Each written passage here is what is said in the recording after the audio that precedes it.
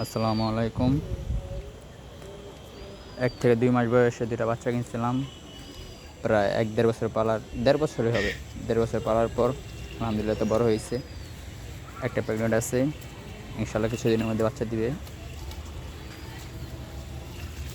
আরেকটা হচ্ছে খাসি।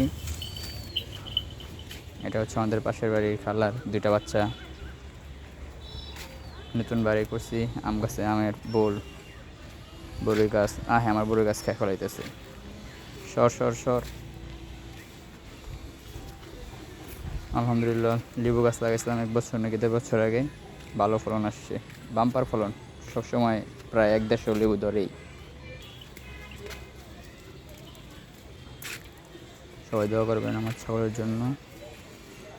খালি জায়গা ছিল বাড়ির পাশে, এটাতে ঘাস ক্ষেত করছি কিছু।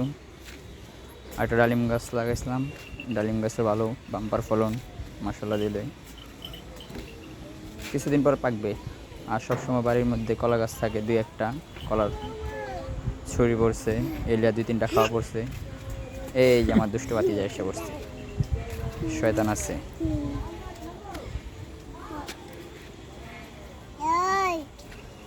তো ওর জন্য সবাই দোয়া করবেন।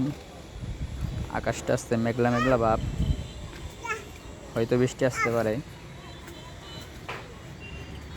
জায়গাটা অনেক সুন্দর।